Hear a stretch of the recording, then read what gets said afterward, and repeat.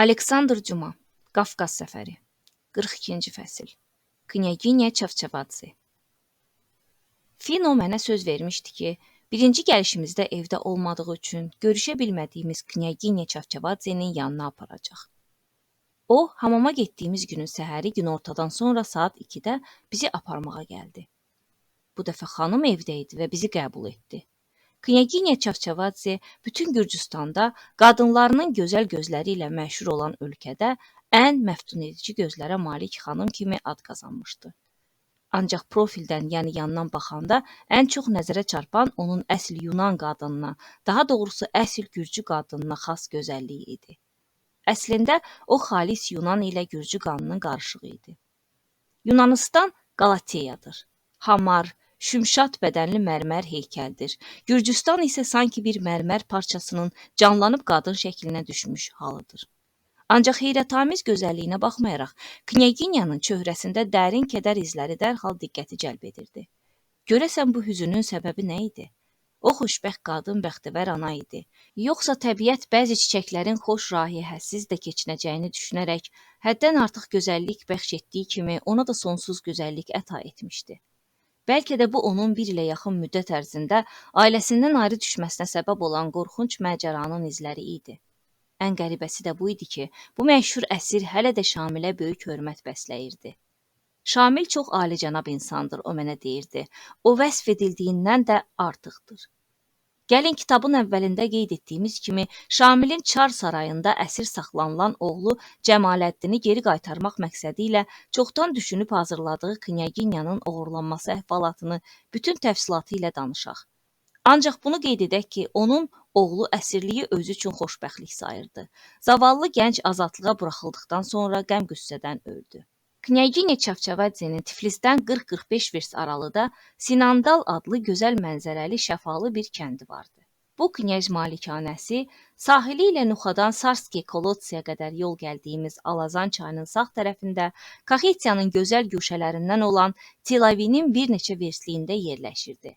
Knyaginya hər il adəti üzrə may ayında Tiflisdən Sinandala köçür, yalnız oktyabr ayında geri qayıdırdı. 1854-cü ildə ləzgilərin dağdan enməsi, yəni Arana hücum etməsi ilə bağlı gəzən söz-söhbət Knyaginyanın Tiflisdə həmişəkindən daha çox qalmasına səbəb olur. Knyaz bu barədə tam dəqiq məlumat əldə olunana qədər köçü təxirə salmağı xahiş edir. Sonra mənbələri etibarlı hesab etdiyindən biraz arxayınlaşır və yola düşmək üçün Rus təqvimi ilə iyunun 18-i seçilir. Asiyada bir yerdən başqa bir yerə köçmək, xüsusilə varlı ailələr üçün böyük bir iş sayılır. Çünki hər şey onların zəruri ehtiyaclarını ödəmək üçün nəzərdə tutulur. Odur ki, onların həm şəhər, həm də bağ evləri mebellə təchiz olunmur. Əgər şəhər evindən kəndə köçülərsə, gərək evin mebelini də ora daşıyalar. Bundan əlavə, əgər Tiflis kimi bir şəhərdə zəruri ərzaq məhsulları çətin tapılırsa, kənd yerində heç tapılmır. Odur ki, köçərkən çay, qənd, ədviyyat, geyim və s. arabalara yükləyib aparırlar. Adamlar isə qabaqda faytonlarda gedirlər. Buna görə də Qafqaz yolları daim yüklü faytonlar və arabalarla dolu olur. Onlar bazar günü yola düşməli idilər, ancaq poçt məntəqəsində at tapılmır. Ümumiyyətlə, Rusiyada heç vaxt poçt məntəqələrində at olmur. Mən tam əminliklə deyə bilərəm ki, 4 aylıq səyahətimizin düz bir ayı poçt məntəqələrində at gözləməklə keçib. Rus hökuməti çox qəribə hökumətdir. Öz gözətçilərinə atlarınıza 1 qəpik artıq vergi versəniz həmişə atınız olar demək əvəzinə onları başlı başına buraxır, gözətçilər isə səyahətçilərdən min cür fırıldaqla pul qoparmağa çalışırlar. Səyahətçilər də artıq pul vermək istəmədiklərindən nəzarətçiləri döyürlər. Bəli, knyaz və knyaginya bazar günü at tapa bilmirlər. Bazar ertəsi yola düşmək olardı, ancaq ruslarda bazar ertəsi fransızların cümə günü kimi ağır, nəhs gün sayıldığından onlar çərşənbə axşamı yola düşürlər. Birinci gün 2 araba sınıb sıradan çıxır, 3-cü gün isə fayton qırılır. Belə olduqda başqa bir arabanın içinə küləş töküb, üstdən xalça sərirlər. Knyaginya 3 uşağı Tamara, Aleksandr və Lidiya ilə birlikdə onun üstündə uzanır. Bu uşaqlar ailənin kiçikləri idilər. Balaca Lidiya vur-tut 3 aylıq idi. Tamaranın 4, Aleksandrın isə 14 yaşı vardı. O biri 2 böyük uşaq, Salome və Maria isə Madame Dransey adlı fransız daya ilə başqa bir arabada gedirdilər. Knyaz özü də atın üstündə bütün köçə nəzarət edirdi. Onlar səhəri gün saat 2-də şəhərkənarı mülkiyə daha dəqiq desək, bir tərəfdən sərt enişlə, o biri tərəfdən isə sıldırım bir uçurumla əhatələnən əlçatmaz malikanəyə gəlib çatırlar. Qoy Rusiyada nəqliyyatın sürəti haqda hər kəs özü mühakimə yürütsün. Knyaginya 11 mil yola 18 saat vaxt sərf etmişdi. Bəlkə siz mənə deyə bilərsiniz ki, Gürcüstan Rusiya deyildir. Mən isə cavab verirəm. Knyaginya Rusiyada bir belə məsafəyə 18 saat əvəzinə 36 saat vaxt sərf edərdi. İyun ayında Sinandal mələklərin yaşadığı saraya, cənnət məkan bir yerə oxşayır.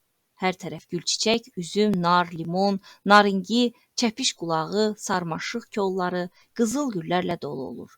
Havada 20-dən çox bitkinin ətri duyulur. Xoş raihə insanı bihuş edir. Uşaqlar və qadınlar bir sözlə hamı bu gözəl və uçsuz-bucaqsız bağda gəzişir, hamı bir-birinə qarışır. Sanki şəhər meyvələri və gül çiçəkləri gəlib kəndin meyvələrinə və gül çiçəklərinə qarışır. Knyaginya Anetta Çavçavadze Sinandalda bacısı Knyaginya Varvara Orbeliani ilə görüşməyə hazırlaşırdı. 2 gün sonra Varvara Orbeliani 7 yaşlı oğlu Georgi və qız nəvəsi Barutova ilə birlikdə ora gəlir. Onun yanında həmçinin 2 dayə və 2 xidmətçi qadın da gəlmişdi. Knyaginya Orbeliani dərin matəm içində idi. Bu günlərdə əri knyaz İliko Orbeliani türklərlə döyüşdə öldürülmüşdü. Knyaginya Çavçavadzenin yaşlı xalası Knyaginya Tina da onları müşayiət edirdi. Elə bu vaxt knyazə Sinandaldan 2 günlük məsafədə yerləşən qalanın komandanlığını qəbul etmək barədə göstəriş verilir. Onu ərindən ayıran bu əmr nədənsə Knyaginyanı narahat edir. Ancaq knyaz onu sakitləşdirərək deyir ki, Tiflisdən Tel-Avivə qoşun göndərilməsi barədə əmr verilib. Bundan sonra bir neçə gün ardı arası kəsilməyən yağışlar nəticəsində Alazan daşmışdı və ləzgilərin çayın bu tayına keçməsi qeyri-mümkün idi. Odur ki, narahatçılığa əsas yox idi. Beləliklə knyaz gedir. 3 gün sonra Knyaginya ərindən bir məktub alır. Onun ərinin müdafiə etdiyi qalaya 5-6 min nəfərə qədər ləzgi hücum etmişdi. Lakin qala etibarlı müdafiə olunduğundan və qarnizonunun göstərdiyi xüsusi igidlik sayəsində qorxulu heç nə baş verməmişdi. Əri həm də yazırdı ki, əgər Sinandaldan köçmək zərurəti yaranarsa, özü ona xəbər verəcək.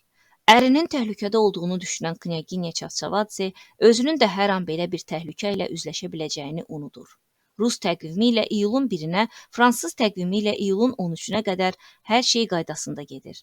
Ancaq elə həmin günün axşamı Tel-Aviv tərəfdə gur işıq görünür. Cəmaət nə baş verdiyini öyrənmək üçün təpənin başına qalxır və uzaqda görünən evlərin başdan ayağa alov içərisində olduğunu öz gözləri ilə görürlər. Şübhə yox ki, bu ləzgilərin işi idi. Hamı elə zənn edir ki, knyazın nə qədər ayıq-sayıq olmasına baxmayaraq, ləzgilər Alazan çayını keçə bilmişlər. Gecə saat 11-də kəndlilər malikanəyə gəlirlər. Onlar yaxşı silahlanmışdılar və niyyətləri də bu imiş ki, Knyaginyanı təhlükədən uzaqlaşdırmaq üçün özləri ilə bərabər meşəyə aparsınlar. Knyaginya onların təklifini rədd edir. Axı əri demişdi ki, Sinandalı tərk etmək lazım gəlsə, özü ona bildirəcəkdi. Səhər kəndlilər meşəyə çəkilirlər. Gündüz saat 2 radələrində qonşu kəndin sakinləri də gəlirlər və Knyaginyaya yalvarırlar ki, malikanəni tərk edib onlarla birlikdə meşəyə qaçsın. Kəndlilər hətta öz evlərindən heç bir əşya çıxara bilmədiklərini, canlarını hər şeydən üstün tutaraq qaçdıqlarını söyləyirlər. Axşam hamı eyvana çıxanda yanğının lap yaxınlaşdığını, evlərin daha da şiddətlə yandığını görürlər. Bütün kəndi bürüyən alov dəhşətli idi. Nəhayət Knyaginya yanındakıların təkidinə tabe olur və evdə olan gümüş, brilliant və başqa dəyərli əşyaların hamısını yığışdırmağı tapşırır. Gecə yarısı knyazın kəndlilərindən Zurka adlı biri baş verənləri yerli yataqlı öyrənmək üçün kəşfiyyata getmək istəyir. Knyaginya ona razılıq verir. O gedir və 3 saatdan sonra qayıdıb gəlir. Ləzgilər onu gülləyə tutmuşdular. Güllə onun əynindəki paltarı 5-6 yerdən dəlib keçmişdi. Ancaq hamının düşündüyünün əksinə olaraq ləzgilər Alazanı keçə bilməmişdilər. Onlar çayın o biri sahilində düşərgə salmışdılar. Yanan küləş tayaları isə çayın sol sahilində idi. Bu adamın sözlərində həm xoş, həm də bəd xəbər vardı.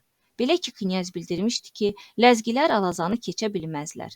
Həqiqətən də onlar çayı keçməmişdilər. Zurkanın gəlişindən təxminən 1 saat qabaq bir nəfər malikanəyə gəlib özünü erməni taciri kimi təqdim etmişdi. Onun dediyindən belə məlum olurdu ki, yanında böyük məbləğdə pul olduğundan yoluna davam etməkdən qorxur. Ancaq bu adam elə danışırdı ki, ləhcəsindən onun erməni yox, dağlı olduğu hiss edilirdi. Knyaginya nökərlərə həmin adamı tərk islah etməyi, əgər qaçmağa çalışsa, güllə ilə vurub öldürməyi əmr edir. Yox, əgər özünü yaxşı aparsa, ona yemək verilməsini də tapşırır. Səhər saat 6-ya yaxın malikanəni tərk etmək qərarı alınır. Tiləvidən at gətirmək üçün bir-birinin dalınca 2 adam göndərilir. Ancaq hər ikisi əliboş qayıdırlar və bildirirlər ki, məntəqədə at yoxdur və yalnız bazar günü, yəni sabah tezdən saat 6-da at olacaq. Bütün günü hamı şeyləri sandıqlara yığmaqla məşğul olur. Zurka daim israrla Knyaginyadan xahiş edir ki, o piyada da olsa çıxıb getsin. Şeyləri sabah gətirib çatdırarlar. Gündüz yaxınlıqdakı meşədən 2-3 nəfər kəndli gəlir və Knyaginyaya təkid edirlər ki, onlara qoşulub getsin. Qadın cavabında bildirir ki, sabah atlar gələcək və atlar gələn kimi o yola düşəcəkdir. Ləzgilərin bu axşam malikanəyə hücum etmələri böyük bədbəxtlik olardı. Artıq səhər yola düşmək üçün hər şey axşamdan hazır idi. Hamı bir yerə yığışmağı qərara aldı. Bir-birindən ayrılıb baş verə biləcək hadisələri gözləməkdənsə hamı Knyaginya Varvaranın otağına yığışdı. Uşaqları xalçaların üstündə yatırtdılar və bütün işıqları söndürdülər. Sonra onlar qaranlıqda və bürküdə məhbus kimi qalmağı mümkün olmadığını hiss edərək balkona çıxdılar və oradan get-gedə yaxınlaşan məşəlləri açıq-aydın gördülər. Alovun işığı elə gür idi ki, belə bir şəraitdə ləzgilər hücum etsəydilər, Knyaginya heç cür qaçıb canını qurtara bilməyəcəkdi. Səhər saat 4-ə yaxın bax tərəfdən güllə səsi eşidildi. Bundan sonra ətrafa sükut çökdü. Qu desəydin qulaq tutulardı. Bir dəfə atılan güllə hücum deyildi. Bu olsa işarə ola bilərdi. Fransız dayə Madame Dransey ürəklənib bağa endi. Üzümlüyün ortasında qaranlıqda gözə görünməyən kiçik kilsəyə çatdı və biraz aralıda əli tüfəngli bir nəfərin kolluqda uzandığını gördü. İndicə eşidilən səsin bu adamın atdığı güllənin səsi olmasına şübhə yeri yox idi. Onun dost ya düşmən olduğunu Madame Dransey müəyyənləşdirə bilmirdi. Yalnız bunu dəqiq bilirdi ki, həmin adam evin xidmətçilərindən deyildi. Naməlum adam malikanəyə tərəf sürünürdü. Madame Dransey uçuruma qədər getdi. Oradan çətinliklə də olsa ətrafı görmək olurdu. Əvvəlcə o heç nə sezə bilmədi. Ancaq gözləri qaranlığa alışandan sonra gördü ki, qayanın dibindən axan çayın suyu xeyli azalıb. Hər əli ilə bir atın yüyənindən tutmuş 2 nəfər isə çayın sahilində dayanıb o biri taydan çayı diqqətlə gözdən keçirirdilər. Çox güman ki, onlar haradan keçəcəklərini müəyyənləşdirirdilər. Madame Dransey ürəyi əsə-əsə malikanəyə qayıtdı. Artıq bütün bu əlamətlər hücumun olacağından xəbər verirdi. Buna heç bir şübhə ola bilməzdi. O, Knyaginya Anettanı axtardı. Ancaq Anetta yorulub əldən düşdüyündən tez yatmışdı. Fransız dayə Knyaginya Varvaranın yanına getdi. O isə Allaha yalvarırdı. Yazıq dul qadının əlindən bundan başqa heç nə gəlmirdi. Nə istəyirsiniz mənim əzizim, nə edə bilərik, o dedi. Atları gözləmək lazımdır, atlar gələn kimi yola düşərik. Səhər saat 5-də Knyaginyanın qulluqçuları çay hazırlamağa başladılar. Çayı Rusiyada hamı xoşlayır. Hər bir evdə əvvəlcə samavarın odu közərir. Qulluqçu yerindən qalxan kimi ağzından çıxan ilk söz samavar olur. Sankt-Peterburqdan Tiflisə qədər səhər yeməyi olmadan keçinmək olar. 2 stəkan çayın olması kifayətdir. Nahar yeməyini də ötüşdürmək mümkündür. Axşama 2 stəkan çay olsa yetər. Saat 5-də Televidən həkim gəlib çıxdı. O, knyaz ailəsinin şəxsi həkimi idi. Həkim atını çaparaq gəlmişdi ki, Knyaginyaya mümkün qədər tez aradan çıxmaq lazım olduğunu desin. At lazımdırsa öz atını verməyə, piyada getmək istəyirsə, kömək əlini uzatmağa hazırdır. Ancaq bir atla yaxud piyada 6-7 nəfər uşağı necə qaçırasan? Uşaqlardan ikisi südəmər körpə idi. Üstəlik yaşlı Knyaginya Tina da vardı. O elə qorxurdu ki, piyada heç bir vers də gedə bilməzdi. Bütün bunlara baxmayaraq, arabalar yüklənib qurtarmaq üzrə idi. Elə təzəcə Knyaginyanın almazlarını daşıyırdılar ki, birdən qışqırıq səsləri eşidildi. Ləzgilər! Bu qorxulu dəqiqələri və qarmaqarışıqlığı təsvir etmək qeyri-mümkündür. Həkim silahı əlinə götürüb Knyaginyanın bir neçə nökəri ilə bərabər düşmənin qabağına çıxdı. Qadınlarsa çardağa qalxıb qapını da arxadan bağladılar və elə fikirləşdilər ki, ləzgilər yuxarı qalxmazlar. Elə aşağı mərtəbələri qarət etməklə kifayətlənib çıxıb gedərlər. Onlar lap qaranlıq küncə qısılmışdılar və yalnız Knyaginyanın səsi eşidildi. Dua edək, ölüm yaxınlaşır. Həqiqətən ləzgilər artıq malikanəyə girmişdilər. İndi bildinizmi hamının ləzgi adlandırdığı bu heyvanlar, bu kaftarlar, bu aslanlar, bu qolkəsənlər necə adamlardır? Çardağın küncünə qısılmış 3 knyaginyanı gözünüzün qabağına gətirin. Onlardan biri 60 yaşındadır. Bunlardan əlavə 10-12 qadını. Onlardan biri Knyaz Çavçavadzinin atasının dayəsi 100 yaşındadır. 7-8 uşağı. Onlardan ikisi lap südəmər körpədir. Bütün bunların hamısını təsəvvür edə bilirsinizmi? Kuanyi'nin günahsızların öldürülməsi tablosunu gözünüzün önünə gətirin. Tabloda uşaqlarını sinəsinə sıxmış analar təsvir edilmişdir. Kimisi yalvarır, kimisi ağlayır, kimisi isə yanıqlı-yanıqlı zarıyırdı. Michelangelo'nun qətl günündə anasının qoynuna sığınmış balaca qız kimi hər şeyi başa düşən böyük uşaqlar qorxularından knyaginyaların sinəsinə qısılmış, o birilərsə məsum və sadəlöv heyrətdən hədəqəsindən çıxmış körpə gözləri ilə ətrafı seyr edirdilər. Ləzgilərin səsküyü, döşəməyə düşüb sınan saxsı və gümüş qab-qacağın, çilik-çilik olan güzgülərin cingiltisi, qırılan mebellərin səsi eşidilirdi. İki piano vəhşi ləzgilərin əlinin altında onların qaba davranışından qorxuya düşüb nalə çəkirdi. Çardağın nəfəsliyindən bağın hər yerini görmək olurdu. Bağ başı əmmaməli, papaqlı, sarıqlı vəhşilərlə dolu idi. İndiyə qədər keçilməz hesab olunan sıldırım uçurumla atlarını çəkib aparan adamların yuxarı qalxdıqları görünürdü. Qaranlıqda adamlar kimi atlar da cin şeytana oxşayırdı. Çardaqda hamı diz çökmüşdü. Knyaginya Çavçavadze uşaqlarının arasında ən zəif, çəlimsiz və sevimlisini 3 aylıq qızı Lidiyanı bərk-bərk köksünə sıxmışdı. Qadınlardan bir neçəsi yuxarı qalxan ləzgilərin addım səslərini eşitcək, çardağın qapısına tərəf götürüldülər və kürəklərini qapıya söykədilər. Bu vaxt Knyaginya Arbelyani ayağa qalxdı.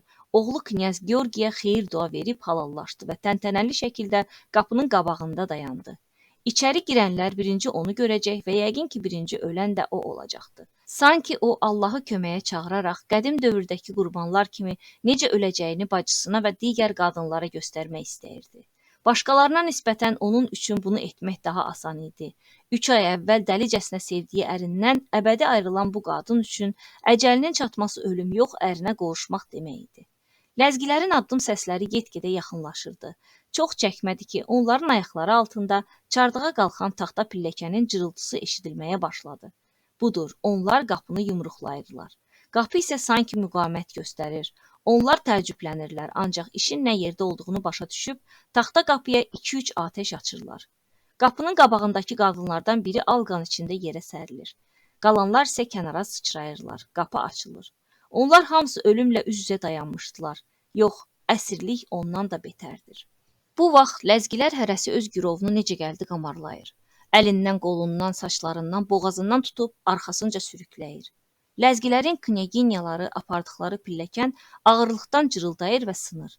Ləzgilər, qadınlar, uşaqlar güppultu ilə 2-ci mərtəbədən aşağı yıxılırlar. Mübarizə qızışır. Aşağıda qarətlə məşğul olanlar başa düşürlər ki, ən yaxşı mükafatı əsirləri götürənlər alacaq. Axı diri qənimət hər şeydən dəyərlidir.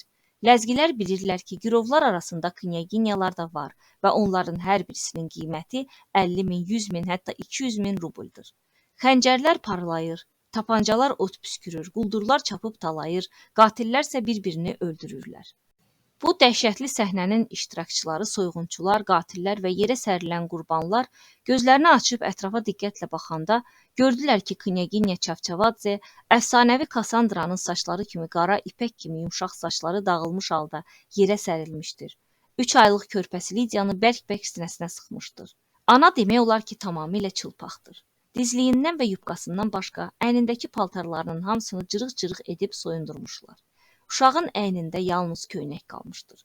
Onun büküldüyü əski, bələk də yoxdur. Ləzgilərin atları Knyaginyanı elə sıx dövrələmişdi ki, hər an onu tapdalaya bilərdilər. Bir əsir düşən və nökərlərə təhvil verilən fransız dayə öz başına gələnlərə əhəmiyyət vermədən bədbəxt qadına tərəf qışqıraraq çırpınırdı. Knyaginya, Knyaginya! Knyaginya ümidsiz halda başını dikəldib ona baxdı. Uşaqlar, mənim uşaqlarım hanı? Knyaginya qışqırdı. Maria oradadır, atın üstündə. Madam Dransey cavab verdi. Salome isə uzaqdadır, aparıblar. Bu an onu saxlayan 2 nökərdən biri qolundan tutub cəld arxaya çəkdi. Dayənin knyaginya deyə qışqırmasından ləzgilər yerdə uzanan girovun necə qiymətli olduğunu başa düşdülər. Dərhal 4-5 nəfər knyaginyanı qamarlamaq üçün onun üstünə atıldılar. Xəncərlər sıyrılıb onların sinəsinə sancıldı. Ləzgilərdən ikisi yerə sərildi. Qalib gələn ləzgi gürcücə soruşdu. Sən kimsən, knyaginyasan? Bəli, qadın cavab verdi və qışqırdı. Oğlum hanı? Hanı mənim oğlum? Həmin adam atın üstündə oturmuş uşağı ona göstərdi. Belə olduqda bədbəxt ana uşağı sağ-salamat gördüyündən özünü xoşbəxt sayaraq qulağındakı almaz sırğaları çıxartdı və onları quldura verdi. Sonra isə özündən gedərək arxası üstə yerə sərildi, sanki ölmüşdü. Heyətin o biri başında 18 yaşlı gözəl knyaginya Baratova atın üstündə oturmuşdu. Onun nə geyimində, nə də bəzək düzəyində heç bir dəyişiklik yox idi.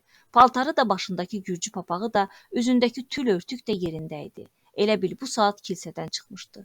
Qoca knyaginya Tina isə əksinə tamam biabırçı vəziyyətdə idi. Onun demək olar ki, bütün paltarlarını soyundurmuşdular. Saçları üzünə tökülmüşdü. Knyazın atasının 100 yaşlı qoca dayəsinə gəldikdə isə onu da yarıçılpaq vəziyyətdə bir ağaca sarımışdılar və düz bir gündən sonra açmışdılar. Qoca knyaginya Tinanı da qoyub getmişdilər. Görünür, bu vəhşi ibtidai insanların gözündə qocalıq bir çürük qoza dəymirmiş. Sonra dəhşətli və amansız işlərdən sonra gülünc şeylər baş verdi. Qarət başlamışdı. Kimin əlinə nə keçsə aparır, çoxu hətta apardığı şeyin nə olduğunu bilmirdi. Kimisi şal parça, kimisi qab-qacaq, kimisi daşqaş, kimisi isə kurjavalı baş örtüklərini götürürdü. Talançılar əllərinə keçəni yeyirdilər. Uşaqların həyətdə oynadıqları vaxt xətt çəkdikləri təbaşirləri, qadınların dodaq boyalarını, şüşələrdə gördükləri hər şeyi başlarına çəkirdilər. Gül yağı, yapışqan, nə gəldi? Onlar üçün heç nəyin fərqi yox idi.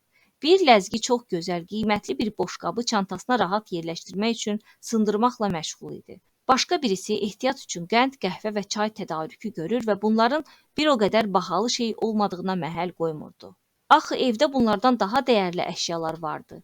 Üçüncüsü mis şamdanı və bir cüt köhnə əlcəyi ehtiyatla gizlətməyə çalışırdı. Bütün bunlar vəhşi, dəhşətli və gülünc mənzərə idi.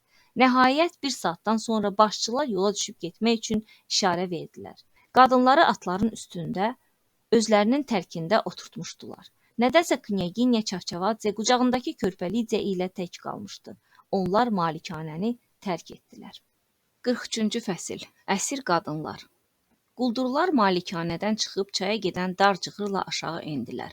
Harada knyazın arabalarına və faytonlara rast gəlsələr yandırdılar. Onlar çayın kənarına çatdılar. Knyaginya Çavçavadzedən başqa hamı çayı atla keçirdi. Knyaginya Südəmər körpəsini ehtiyatla qucağında tutaraq onların dalınca piyada gedirdi. Çayın ortasına çatanda gur axın onu yıxdı. O suda çırpınırdı, ancaq körpəsini qucağından buraxmırdı. Atlılardan ikisinin ona yazığı gəldi. Qolundan tutub ayağa qaldırdılar və onu körpəsi ilə birlikdə ləzgilərdən birinin tərkinə mindirdilər. Onun qorxduğu da elə bu idi. Yıxılmamaq, atın üstündə durmaq üçün bir əli ilə atlıdan yapışmalı, o biri əli ilə körpə Lidiyadan bərk-bərk tutmalı idi. O əlinin sözə baxmadığını, keyləşdiyini hiss edirdi və atın hər addımında bir əli ilə qucağına sıxdığı uşağın sürüşüb yəhərə dəydiyini açıq-aydın gördüyündən qışqırdı. Allah xatirinə, Peyğəmbər xatirinə rəhm edin. Uşağımı bağlamaq üçün mənə ipdən zaddan bir şey verin. Uşağım düşəcək. Bu vaxt körpə Lidiyadan böyük olan 13-14 aylıq böyük qardaşı Aleksandrı zorla dayəsinin əlindən alıb həyətin ortasına atmışdılar. Buna baxmayaraq, knyazın qoçaq və cavan qulluqçusu Lidiya onu götürmüşdü. Uşağa yeməyə nə verəcəyini bilməyən qulluqçu Lidiya ona su, sonra isə qar yedirtmişdi. Bu iki şey, yəni su ilə qar nə qədər tutumlu olmasalar da, hər halda uşağı acından ölməkdən qurtardı. Knyaz Georgi Arbelyaniya gəldikdə isə onu dayəsinin yanında qoydular. Bu uşaq güclü və dözümlü idi və məhz buna görə də ləzgilərin xoşuna gəlmişdi. Dayə xahiş minnətlə möhkəm bir ip tapdı və uşağı öz bədəninə sarıdı. Salome və Maria fransız mürəbbiyələri Madame Dranseydən ayrı düşmüşdülər. Bu iki uşağın bir-birindən fərqli xarakteri özünü göstərirdi. Çılğın və məğrur Salome onu qaçıran adamı kiçik və totuq əli ilə yumruqlayırdı. Mülayim, sakit və utancaq Maria isə ağlayırdı. O acımışdı. Ləzginin bu 14 yaşlı balaca qıza yazığı gəldi. Al götür. O qıza bir alma uzadaraq dedi. Siz gürcülər hər gün yeməyə adət edibsiniz. Maria almanı götürüb yedi. Onlarla bir vaxtda Elo adlı bir kəndli uşağı da girov götürülmüşdü. Acı qismət hər iki uşağı bir-birinə yaxınlaşdırdı. Elo atın üstündə ləzgilərdən birinin tərkində oturmuşdu. O Mariyanı səslədi. Onlar bir-birini tanıdılar və sevinclə söhbətləşməyə başladılar. Knyaginya Arbelaniya isinişmiş, onu özünə ikinci ana hesab edən 4 yaşlı balaca Tamara ondan ayrıldığına görə qışqırıb ağlayır, xeyirxah Varvaranı səsləyirdi. Onun səsi ləzgiləri təngə gətirdiyindən onlar uşağın başına torba keçirib, torbanı da atlardan birinin yəhərindən asdılar. Uşaq səsini kəsdi və yuxuya getdi. Dəstə olduqca böyük idi. Onun tərkibində təxminən 3000-ə qədər ləzgi vardı. Bu əsl ordu idi. Atlıların hamısı nizamla getmirdilər. Atlarını hara gəldi sürür, üzüm bağlarını və əkin sahələrini tapdalayıb keçirdilər. Nəhayət dəstə gəlib böyük çayın sahilinə çatdı. Çayda suyun çox olması əsir qadınları biraz ümidləndirdi. Düşündülər ki, ləzgilər çayı keçə bilməyəcəklər. Ancaq dəstənin önündə gedənlər qətiyyən tərəddüd etmədən atlarını cəsarətlə və çevikliklə suya vurdular. Uşaqları aparanlar bir əlləri ilə uşağı qaldırıb suyun üstündə tutur, o biri əlləri ilə atın cilovundan çəkirdilər. Qadınlara isə atın belində möhkəm dayanmağı tapşırırdılar. Atlar boğazlarına qədər suya girmişdilər. Təkcə başları görünürdü və o biri sahilə çıxmaq üçün yarıdan o yana çayı üzə-üzə keçməyə məcbur oldular. Çayın lap gür yerində balaca Mariya dayəsinə qışqırdı. Əziz Dransey, yubqanızı su aparır. Həqiqətən, yazıq qadın o biri sahilə çıxanda əynində yalnız alt paltarı və karseti qalmışdı. Yazıq soyuqdan əsirdi. Axı Alazanın suyu dağlarda əriyən qarın hesabına artmışdı. Bədbəxt qadın soyuqdan donmuşdu. Ləzgilərdən birinin ona yazığı gəldi və öz yapıncısını çıxarıb ona verdi. Alazanı keçəndən sonra ləzgilər biraz da dayandılar. Ancaq istirahət qısa çəkdi. Güllə səsləri eşidildi. Sayca ləzgilərdən 10 dəfə az olan bir ovuc gürcü özlərinə xas qeyri-adi cəsarətlə qəfildən ləzgilərə hücum etdilər. Gürcülər knyaginyaları ləzgilərin əlindən almaq istəyirdilər. Ancaq ləzgilər onları geri oturtmaq əvəzinə bu kiçik dəstənin arxasınca daha güclü dəstənin gələ biləcəyindən qorxuya düşdüklərindən atlarının başını döndərib hara gəldi qaçmağa üz qoydular. Onlar İmam Şamil qışqıraraq atları düzənliklərə, taxıl zəmilərinə, xəndəklərə, qayalıqlara tərəf dörd nala çapır və var gücləri ilə qamçılayırdılar. Atları elə qovurdular ki, girovların az qala nəfəsi kəsiləcəkdi. Bu anlar Knyaginya Annanın həyatının ən dəhşətli anları idi. Artıq hekayənin ardını danışmaq iqtidarında olmadığından bacısından xahiş etdi ki, dalını o danışsın. Dante'nin Cəhənnəm əsərində Paslo hıçqıra-hıçqıra ağladığı kimi Knyaginya Arbelani danışdıqca Knyaginya Çavçavadze də ağlayırdı. Gürcülərin hücumu və bu vəhşi qaçış elə sürətlə başladı ki, Knyaginya Anetta keymiş əlləri ilə uşağı birtəhər saxlaya bildi. Az qalırdı ki, uşaq əlindən düşsün. Qadın zarıya-zarıya bütün gücünü, iradəsini topladı. Artıq nə deyəcəyini, nə edəcəyini bilmirdi. Az qala uşağı dişləri ilə tutub saxlayacaqdı. Onu ağzına yaxınlaşdırdı, amma tamam heydən düşmüşdü. O özünü atdan yerə atmaq istəyirdi, ancaq ləzgi onu tutub saxladı. Qamçının zərbəsindən at birdən-birə qabağa sıçradı. Uşaq yerə düşdü. Ana isə ondan 10 addım aralı yıxıldı və çarəsizlik içində balasına tərəf çırpındı. Ancaq artıq gec idi. Atlar bir-birinin ardınca sürətlə gedirdilər. Körpə isə atların təpiyi altında top kimi yuvarlanır və bağırırdı. O qışqırdığından və hələ də nəfəsi gəldiyindən dağlılardan biri xəncərini onun sinəsinə sapladı. Balaca qız həmişəlik susdu. O artıq ölmüşdü. Yalnız bir müddət sonra ana bu dəhşətli həqiqətdən xəbər tutdu. Uşağın meyitini tapıb atasına vermişdilər. Ancaq orada qurban gedən təkcə balaca Lidia deyildi. Belə ki, döyüşmək əvəzinə qaçmağa üstünlük verən ləzgilər onlara əngəl olan hər şeyi, hər kəsi hara gəldi tullayırdılar. Onların ələ keçirdiyi 100-ə qədər əsirdən 60 nəfəri dəyərsiz, ucuz sayıldığına görə xəncərlə qətlə yetirilmişdi. Ölənlərin meyitlərini dağlıların keçdiyi yoldan toplamışdılar. Bu meyitlərdən yalnız 3-ü Knyaz Çavçavadzenin ailəsinə mənsub idi. Knyazın qızı, malikanənin təsərrüfat müdirinin arvadı, keşişin arvadı. Qaçan ləzgilər yollarda qabaqlarına çıxan gürcü kəndlərinə od vurur, yeni əsirlər götürür və qaçmaq asan olsun deyə o götürdüklərini də öldürürdülər. Gecə onlar dağlıların əsas düşərgəsi sayılan meşəyə çatdılar. Mən artıq bu meşələr haqqında oxucularda təsəvvür yaratmaq üçün bir neçə yerdə onların təsvirini vermişəm. Tikanlı kollarla örtülü olan bu meşələri qılınc və xəncərsiz keçmək mümkün deyil. Bu ləzgi mahudundan paltar geymiş dağlılar üçün elə də çətin deyildi, ancaq qadınlar əzab çəkirdilər.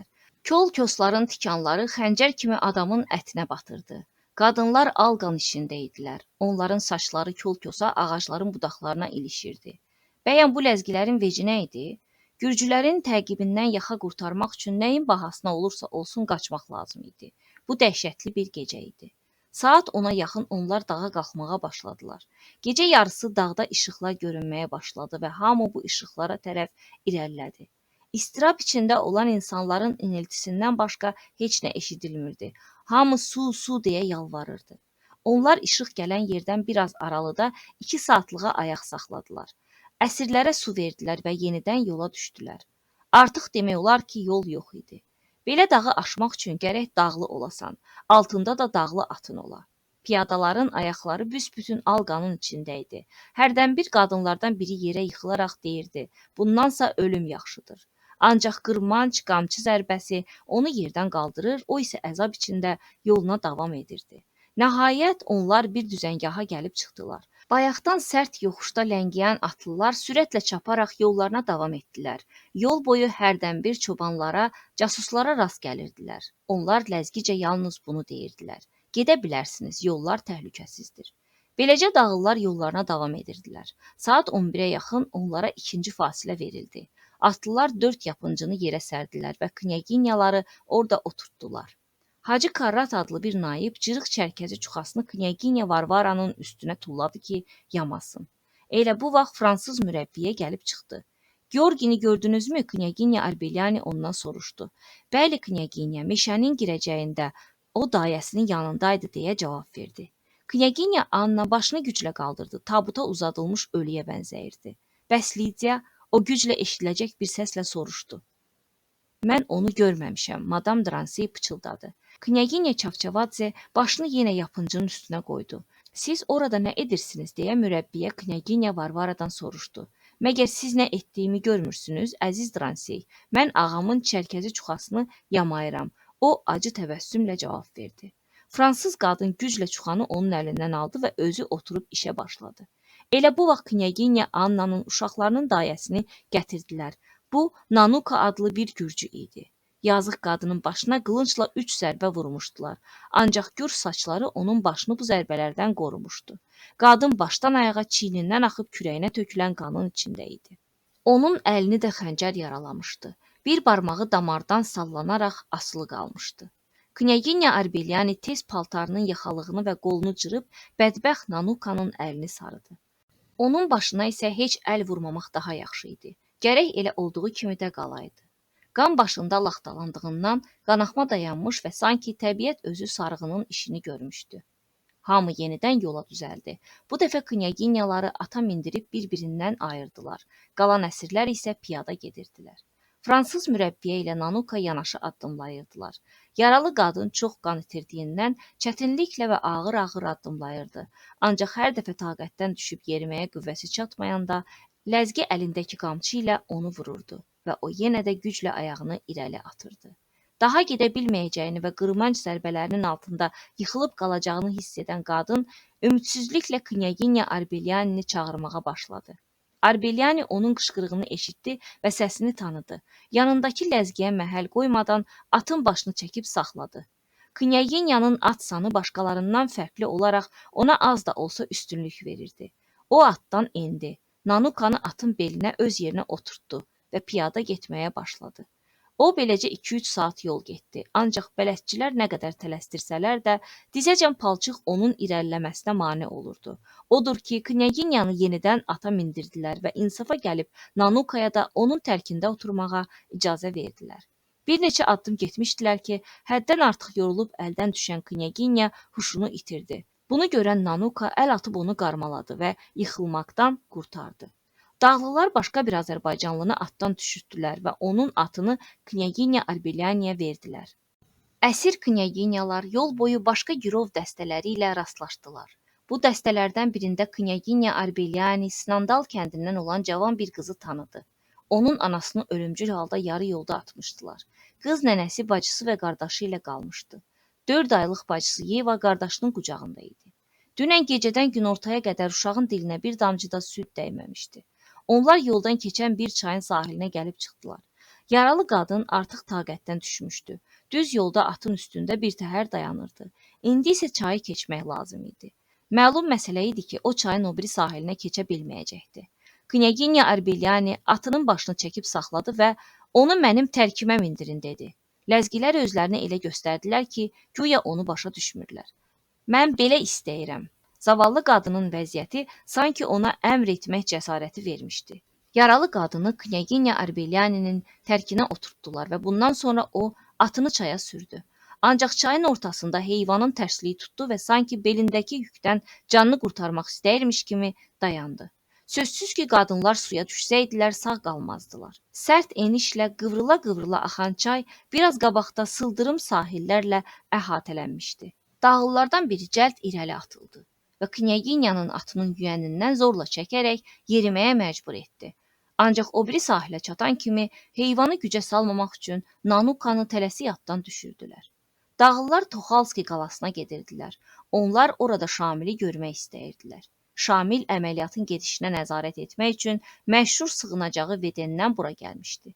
İndiyə qədər onların keçdikləri enişlər, yoxuşlar, sıldırımlar hələ başlanğıc idi. Yəni bu qartal yuvasına gedən ilk pillələr idi. Onlar diki 5 saata qalxdılar. Yalnız Knyaginya Arbelyani atla idi. Bunun səbəbi də onun zəifliyi, piyada yol gedə bilməməyi idi. O hər an atı ilə bərabər uçuruma yuvarlana bilərdi. Ancaq Arbelyani artıq nə təhlükə, nə də yorğunluq barədə fikirləşirdi. O öz bədbəxtlikləri haqqında heç nə düşünmür, başqalarının dərdini çəkir. İncilin hansısa bir müqəddəs ayəsini vird edir, fikri-zikri özündən çox başqalarının yanındaydı. Nəhayət qala göründü. Lakin qala elə yüksəkdə idi ki, ora gedib çıxmaq inanılası şey deyildi. Əsirlərə baxmaq üçün hər tərəfdən ləzgi çobanları tökülüşüb gəldilər. Onlar dağ keçilərinin də başını gicəlləndirən sıldırım qayaların üstündən elə cəldliklə hoppanırdılar ki, əsirləri bütün Gürcüstanı keçirib dağlıların məskəninə gətirə bilmişdilər. Buralarda tənhalıq hökm sürürdü. Onlar dağın elə bir yerinə gəlmişdilər ki, ayaqlarının altında hər tərəfə yamyaşıl otlardan nəhəng bir xalı sərilmişdi. Bu yaşıl örtük göz işlədikcə uzanıb gedirdi. Sanki qartal yuvasının zirvəsindəki əbədi qar kimi. Bu yaşıl xalı da heç vaxt solmayacaqdı. Ancaq yuxarı qalxdıqca yol daralır və çətinləşirdi. Hər an ayaq saxlamaq lazım gəlirdi. Əsirlər addım başı yıxılır və hətta qamçı zərbələrinin altında da qalxa bilmirdilər. Bu vaxt ləzgilər tökülüşüb qadınların əhatəsində dövrə vurur, diqqətlə onları gözdən keçirirdilər. Onlardan biri əlini uzadıb fransız mürəbbiyəni qarmaladı və dinməz söyləməz onu özünə tərəf çəkdi. Madam Dransey qışqırdı. Fransız mürəbbiyə onunla bir əşya kimi rəftar edilməsindən qorxdu. Çünki ətrafdakılardan hər biri onu qamarlaya bilərdi. Ancaq bu vaxt qadını ilk dəfə malikanənin həyətində tutan ləzgi qabağa çıxıb o biri ləzgini itələdi. Bu paltar biçib tikə bilir deyə onu qaçıran adam soruşdu. Bəli, bir nəfər rus qadın cavab verdi və düşündü ki, bu cavab onun ziyanına olacaq. Axı mürəbbiyə fransız idi. Lap yaxşı, eləsə mən onun əvəzinə 3 rubl verərəm, ləzgi dilləndi. Knyaginya Arbelyani söhbətə qarışdı və dedi. Bu bir fransız generalın arvadıdır, dedi. O özü çoxlu pul ödəyib azad ola bilər. Əgər belədirsə, birinci ləzgi yenidən dilləndi. Yaxşısı budur, onu İmam Şamilə verim. Bu adı eşidən kimi mübahisəyə son qoyuldu. Qalaya az qalmışdı. Yuxarı qalxan pilləkənin aşağısındakı geniş meydanda 10 minə qədər adam 2 cərgəyə düzülüb dayanmışdılar. Onlar demək olar ki, hamısı yarı çılpaq idilər. Əsir qadınlar bu adamların arasından keçib getməli idilər. Onlar qadınlara elə acgözlüklə baxırdılar ki, ömürlərində ilk dəfə idi ki, üzü açıq qadın görürdülər. Özü də necə qadın, Gürcü qadınları. Onlar dişi görmüş erkək canavar kimi xırıltılı səslər çıxardırdılar. Qadınlar onları görməmək və üzlərinin görünməməsi üçün əlləri ilə üzlərini örtməyə, gizlənməyə çalışırdılar. Zavallı əsirlərin canına vəlvələ düşürdü. Bu adamların arasında Şamilin naibləri döşlərindəki nişanlarla seçilirdilər. Bu naiblər qadınların üstünə atılmaq istəyən dağlıları tutub saxlayır və hər dəqiqə kimisə itələyib dəstənin içərisinə salır, onları yumruqla, qamçı ilə yaxud xəncərlə hədələyirdilər. Nəhayət Şamilin təsərrüfat işləri üzrə köməkçisi Hacı Keriyə gəlib çıxdı. O imamın əmri ilə knyaginyaları onların uşaqlarını və qulluqçularını aparmağa gəlmişdi. Qalaya gedən pilləkənlə ilk olaraq knyaginya Arbelyani qalxdı. Əsir qadınlar pilləkəni qalxandan sonra bir neçə pillə aşağı endilər və demək olar ki, yarı qaranlıq zirzəmiyə düşdülər. Tezliklə onların gözləri qaranlığa alışdı və onlar ala qaranlıq yerdə bir-birlərini tanıdılar. Uşaqlardan 4-ü burada idi. Georgi Arbelyani, Salome, balaca Tamara və Aleksandr. Yarım saatdan sonra ayaq üstə güclə dayanan knyaginya Çavçavadze də gəlib çıxdı və ilk sözü də bu oldu. Lidiya hanı? Lidiyanı kim görüb? Heç kəs cavab vermədi və o huşunu itirib yerə sərildi. Bu an Lidiya yaşda bir uşaq ağlamağa başladı. Qızım, bu mənim qızımdır, knyaginya qışqırdı. Xeyr, knyaginya, bir səs eşidildi. Bu sizin qızınız deyil, ağlayan mənim 4 aylıq bacımdır. O dünəndən bəri heç nə yeməyib və biraz da keçsə acından öləcək. Onu mənə verin, knyaginya dedi və o hönkürə-hönkürə balaca Yevanı yedizdirməyə başladı. Bu vaxt Hacı Keriyə daxil oldu və Şamil knyaginya Çavçavadzeni çağırır dedi. Ona nə lazımdır, knyaginya soruşdu. O knyaginya ilə danışmaq istəyir. Qoy özü gəlsin, mən getməyəcəyəm. Axı o imamdır. Hacı Keriyə dedi. Mən isə knyaginyayam, əsir qadın cavab verdi. Hacı Keriyə çıxıb getdi. Knyaginyanın cavabını imama çatdıranda o dedi. Yaxşı, onları Vedenə aparın. Orada görüşərəm. 44-cü fəsil. Knyaz İliko Arbelyani. Zirzəmi dediqoduçularla dolmuşdu. Onları bura çəkib gətirən Knyaz İliko Arbelyaninin dul arvadının və oğlunun Toxayskaya gətirilməsi barədə gəzən şayələr olmuşdu. Buradan məlum olurdu ki, Knyaz İliko Arbelyani ləzgilər arasında məşhur idi. O ləzgilərin düşməni idi. Knyazdan həm qorxur, həm hörmət edir, həm də heyran olurdular. Danışdığımız əhvalatdan bir müddət əvvəl o da Şamilin adamlarına əsir düşmüş və Vedinə göndərilərək imama təqdim edilmişdir. Belə bir təsadüfi fürsət imam üçün çox sərfəli, lap göydən düşmə olmuşdu. Belə ki, hər dəfə adlı sanlı bir şəxs əsir düşəndə Şamil oğlu Cəmaləddini geri qaytarmaq üçün bir işıq ucu görürdü. Məhz buna görə də Şamil İliko Arbelyanini hüzuruna çağırtdırıb demişdi. Sənin azadlığın öz əlindədir. Knyaz cavab vermişdi. Məbləği söylə, əgər dediyin qiymətə imkanım çatsa, mən onu ödəyəcəyəm. Söhbət puldan getmir. Bəs onda nədən gedir? Əvəz etmək istəyirəm. Başa düşmədim. İmperator Nikolaya yaz ki, oğlumu mənə qaytarsın və onun əvəzində isə səni azad edərəm. Bu ağılsızlıq olardı. Məgər İmperator Nikolaya belə şey yazmaq olar? Knyaz cavab verdi və üzünü çevirdi. Şamil heç bir söz demədən Knyazı qaranlıq həbsxanaya yolladı. Bunun üstündən 6 ay keçdi. 6-cı ayın axırında Şamil onu yenə öz hüzuruna çağırtdırdı və əvvəlki təklifini təkrar etdi. Knyaz da öz növbəsində əvvəlki cavabı verdi. Yaxşı, Şamil dedi, onu aparıb quyuya salın. Vedendəki quyu Romanın Mamertine həbsxanası kimi bir yerdir. Ora nərdivanla enirsən, sonra nərdivanı götürürlər və əgər quyunun ağzı açıq qalsa da, oradan çıxmaq qeyri-mümkündür. Məhbusa hər gün bir parça su və bir tikə qara çörək verilməsi də buranın Mamertine həbsxanasına bənzəməyindən xəbər verir. Həm burada, həm orada cəlladın əli dəymədən də gec-tez baş verəcək ölümdən qaçmaq olmaz. Bunun üçün orada kifayət qədər nəmişlik var. Hərdən bir Şamilin adamı gəlib Knyazdan imperatora xahişnamə yazmağa razı olub olmadığını soruşur, yenidən qayıdıb gedirdi. Knyazın cavabı isə dəyişmirdi. Beləcə Knyaz günü-gündən zəifləyib əldən düşmüş, səhhəti o qədər pisləşmişdi ki, güclə danışırdı. Nəhayət Şamilə bildirdilər ki, əgər Knyaz bir həftədə bu dəhşətli həbsxanada qalsa, öləcək. Şamil onu quyudan çıxartdırdı. Knyazı hərəmxananın qarşısındakı həyətə gətirdilər. Şamil meydançanı dövrələyən otaqların birindən hər şeyi açıq-aydın görə bilirdi. Naiblərdən biri 9 nəfər silahlı adamla gəlib Knyazın bərabərində dayandı. İliko Arbelyani, naib ona müraciət etdi. Şamil sənin rədd cavabından qəzəblənmiş və səni öldürmək barədə əmr vermişdir. Yalnız hansı üsulla ölmək istəyini öz ixtiyarına buraxmışdır. Məni əsirlikdən ən tez qurtara bilən ölüm üsulunu seçirəm. Onun silahlı adamı çoxdur. Qoy onlar məni güllələsinlər. Bu sözlərdən sonra İliko Arbelyanini Şamilin olduğu otaqla üzbəüz divara söykədilər.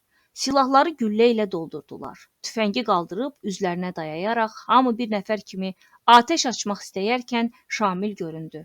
Onun əlinin işarəsi ilə silahlar aşağı endi. İliko, Şamil dedi. Mən sənin igid olduğunu eşitmişdim. İndi isə öz gözlərimlə gördüm və deyilənlərin doğruluğuna əmin oldum. Artıq səndən heç nə tələb etmirəm. Yalnız mənə söz ver ki, qaçmayacaqsan. Təkcə bu şərtə əməl eləsən azadsan. Knyaz söz verdi. Tezliklə onu bir neçə Azərbaycanlı girovla dəyişdirdilər və bu sövdələşmədə Şamil çox güzəştə getdi. Knyaz İliko 9 aylıq əsirlikdən sonra Vedeni tərk etdi. Ancaq o, dağlıların yaddaşında əbədi iz qoydu. Odur ki, İlikonun türklərlə döyüşdə öldürüldüyünü bilən ləzgilərin onun arvadını və uşağını görmək istəyi heç də təəccüblü deyildi. Üstəlik knyazın qeyri-adi böyük igidlikləri haqqında eşidən bu duyğusuz adamlar hətta onun arvadına təskinlik verməyə çalışırdılar.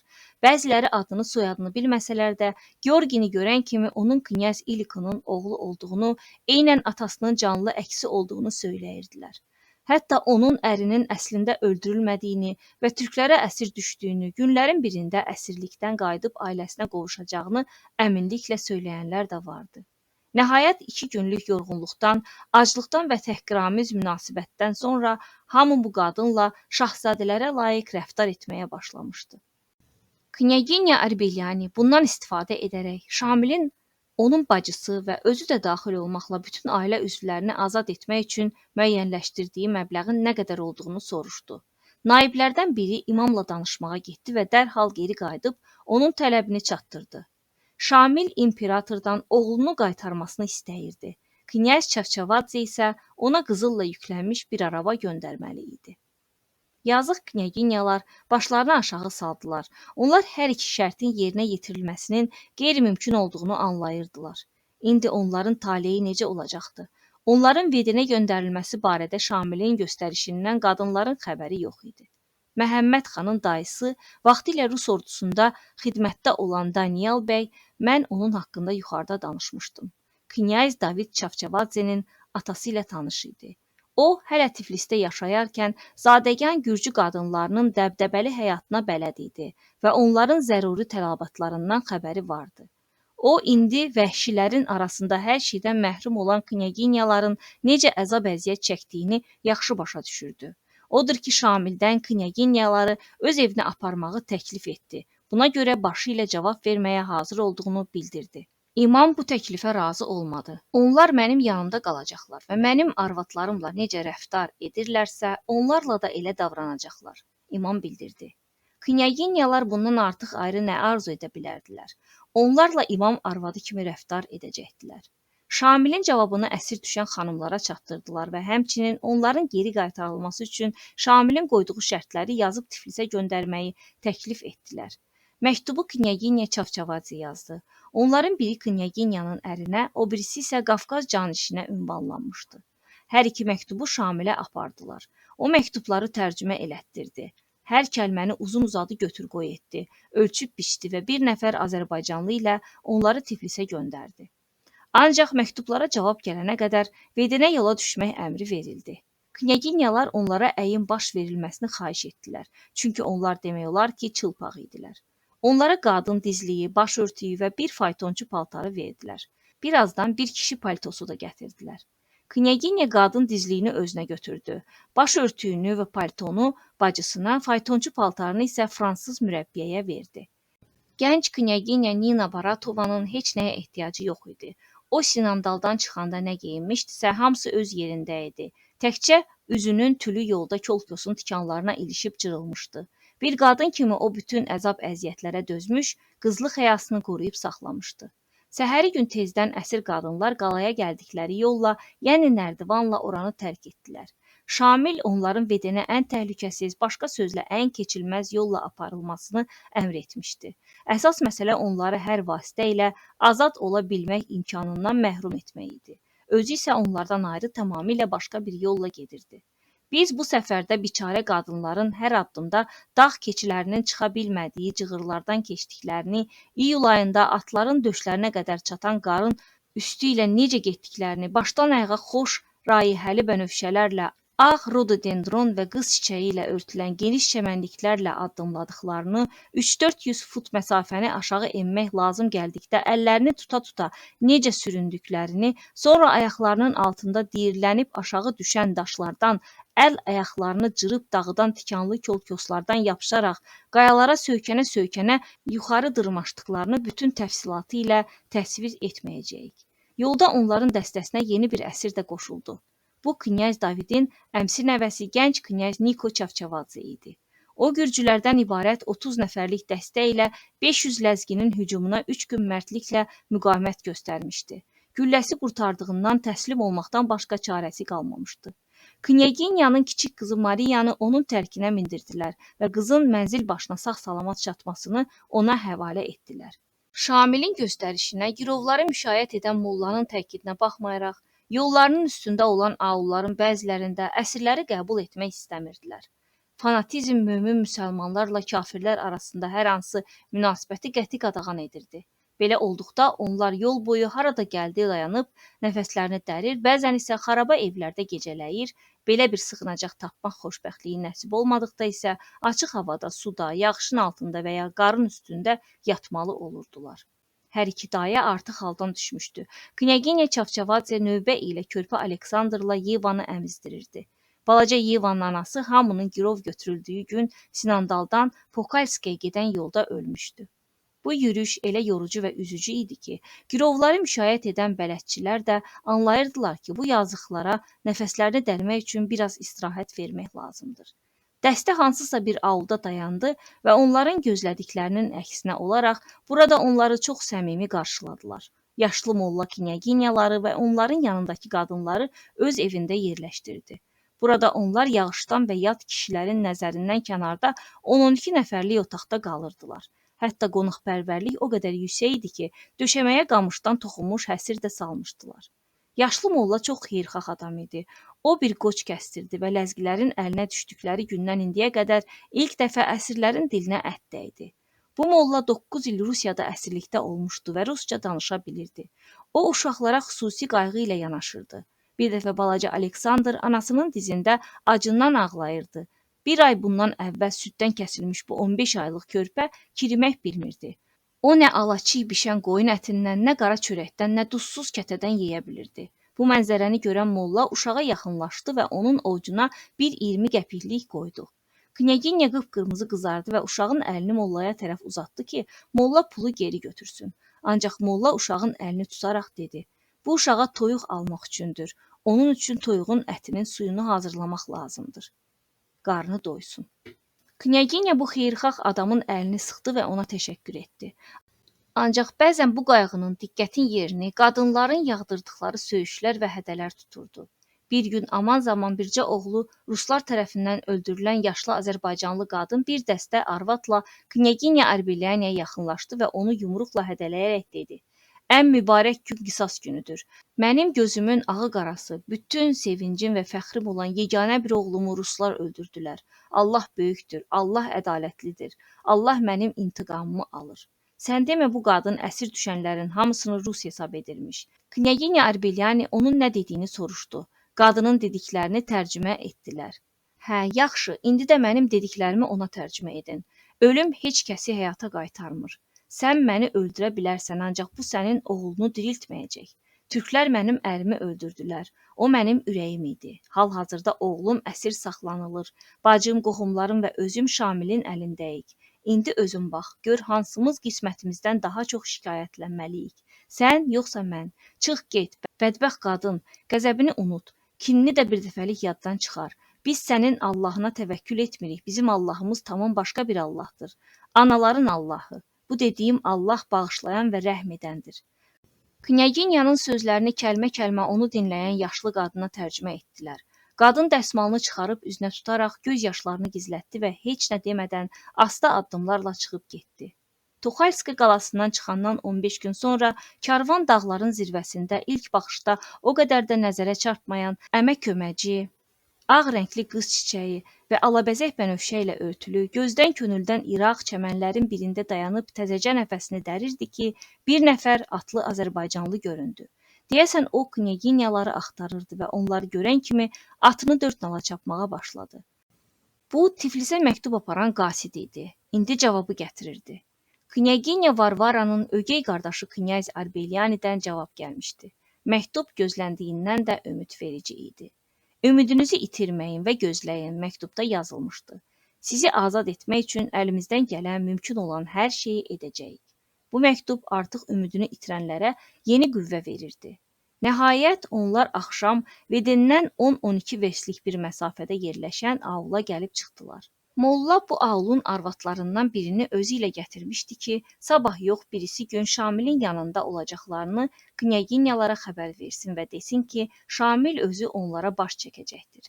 İmam onlara üzü örtülü olmalarını tapşırmışdı. Çünki Məhəmmədin qanunu bütün qadınlara öz ərlərindən savayı yad kişinin yanında üzü açıq gəzməyi qadağan edirdi. Eyni zamanda molla knyaginyalara nazik parça, iynə və ipək parça gətizdirdi ki, hər kəs özü üçün rübənd tiksin. Knyaginyalar gecənin bir hissəsini öz rübəndlərini tikməklə keçirtdilər. Göstəriş verilmişdi ki, hansı zümrəyə məxsus olmasından asılı olmayaraq, nəyin bahasına olsa hər bir girov qadına at və bələdçi təyin edilsin. Xeyli yol getdikdən sonra hamı deyilən yerə gəlib çatdı. 2-3 saat keçəndən sonra təntənəli mərasim hər şeylə maraqlanan yerli cəmaatın, xüsusilə qadınların hesabına daha da böyüdü. Knyaginyalar gözləri ilə ətrafda imamın evini axtarırdılar ki, birdən-birə 6-7 fut hündürlüyündə ətrafına bir neçə qat çəpər çəkilmiş, yaşayış yerindən çox, qoyunların saxlandığı ağıla oxşayan bir tiklinin qarşısında dayandılar. Onlar 3 qapıdan və 3 həyətdən keçdilər. Əsir qadınlar üçün qalanmış soba gür-hagür yanıb ətrafa işıq saçırdı. Leysan yağışda iliklərinə qədər islanmış əsirlərin belə bir ocağa yaman ehtiyacları vardı. Divarlar möhrədən hörülmüşdü. Taxtaları aralı, necə gəldi düzülmüş döşəmənin üstünə xalça salmışdılar. Xalçalar o qədər köhnə idi ki, cırıqlarından döşəmə açıq-aydın görünürdü. Evin tavanı adam boyundan da alçaq olduğundan ucaboy adam 2 qat əyilməyə məcbur olurdu. Təxminən 18 fut uzunluğu, 12 fut eni olan otaq yalnız cib dəsmalı böyüklüyündə bir nəfəsliklə işıqlandırılmışdı. Süfrəyə Azərbaycanlıların ən sevimli yeməyi olan plov gəldi. Buludlarda ortaya qoyulmuş plovun yanında bal və meyvə də qoyulmuşdu. Bunlardan əlavə duzsuz çörək və təmiz su da verildi. Bu, knyaginyaların girov götürdükləri gündən bəri yedikləri xörəklərlə müqayisədə əsl ziyafət idi. Şamil tapşırmışdı ki, xörəyi süfrəyə qoyanda üzrxahlıq etsinlər. Kasıb bir ölkənin, ondan da kasıb başçısının əlindən bundan artıq heç nə gəlmirdi. Qonaqlara Şamilin 3 arvadı qulluq edirdi. Yemək qurtardı. Knyaginyalara bildirdilər ki, örpəklərini üzlərinə salsınlar. İndi imam onları görməyə gələcək. Onun üçün qapının qarşısına qamışdan və ağacdan düzəldilmiş tağ kimi bir şey qoydular. 3 Azərbaycanlı dilmanc otağa girmədən dəhlizdəcə dayandılar. Onlardan biri Şamilin ən sadiq köməkçisi Hacı Keriye idi. Yerdə qalan 2 nəfərdən biri ruscadan, o birisi isə gürcü dilindən tərcümə edirdi. Şamil göründü. Onun əynində ağ rəngli əba vardı. Bu əbanın altında yaşımtıl rəngli başqa əba görünürdü. Başında isə yaşıl və ağ rəngli çalma vardı. O, taxta yox, bayır tərəfdə qapının kəndarına qoyulmuş kətildə əyləşdi. Nökərlərdən biri onun başına çətir tutmuşdu. Şamil əvvəlcə üzünə baxmadan Knyaginya Arbelianiyə müraciət etdi. İmam heç kəsin üzünə baxmırdı. Bu onun adəti idi. Gözləri daim mürgü döyən aslanın gözləri kimi yarı yumulu olardı. Varvara, deyə o Knyaginyanın fəxri adını ağzına almadan ona xitab etdi. Deyirlər sən mənim yaxşı tanıdığım və sevdiyim İlikonun arvadısan. O mənim əsirim olub. Nəcib, qəlbli və mərd bir adam idi. Yalan danışmaq ona yad idi. Daha doğrusu, indiyə qədər onun ağzından yalan söz çıxmamışdır. Ona görə belə deyirəm ki, küfür danışmağı mən özüm də sevmirəm. Odur ki, məni aldatmağa cəhd etməyin. Böyük səhv edərsiniz və bununla da öz başınızı bəlaya salarsınız. Rus çarı mənim oğlumu əlimdən alıbdır. İstədiyim budur ki, oğlumu mənə qaytarsın. Deyirlər ki, siz Anna və Varvara Gürcüstan çarının qız nəvələrisiniz. Əgər belədirsə, Rus çarına yazın ki, Cəmaləddini mənə qaytarsın və mən də öz növbəmdə sizi ailənizə və dostlarınıza qaytararam. Bundan əlavə, mənim xalqıma da pul vermək lazımdır. Axı oğlumu mən özüm üçün istəyirəm. Dilmanclar Şamilin sözlərini tərcümə etdilər. İmam əlavə etdi. Məndə sizə çatacaq bir neçə məktub var. Ancaq bu məktublardan biri nə rus, nə Azərbaycan, nə də gürcü dilindədir. O burada heç kimə məlum olmayan hərflərlə yazılıb. Nahaq yerə sizə əcnəbi dildə məktub yazırlar. Mən bütün məktubları tərcümə elətdirirəm və o şeyi ki, mənə tərcümə edə bilmirlər, onu heç kəs oxumayacaq. Allah insana daim ehtiyatlı olmağı məsləhət görür. Mən isə Allahın sözündən çıxmaram. Knyaginya Varvara cavab verdi. Şamil, səni aldatmaq istəməyiblər. Bizim aramızda bir fransız qadın vardır.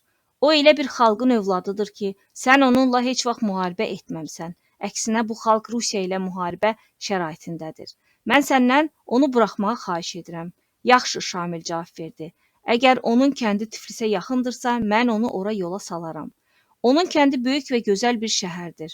Oranın milyon yarım əhalisi var. Knyaginya Varvara cavab verdi. Ora gedib çatmaq üçün neçə-neçə dənizləri keçib getmək lazımdır. Bu halda o da sizinlə eyni vaxtda azad ediləcək. Öz evinə necə getmək onun öz işidir. Sonra imam ayağa qalxaraq dedi. Rus dilində olan məktubları indi gətirib sizə verəcəklər. Ancaq unutmayın ki, İstənilən yalan Allaha və onun sadiq qulu Şamilə qarşı təhqirdir. Odur ki, məni aldatmağa cürət edən hər kəsin başını bədəndən ayırmağa ixtiyarım var və bu sözlərdən sonra o şəstlə dönüb getdi.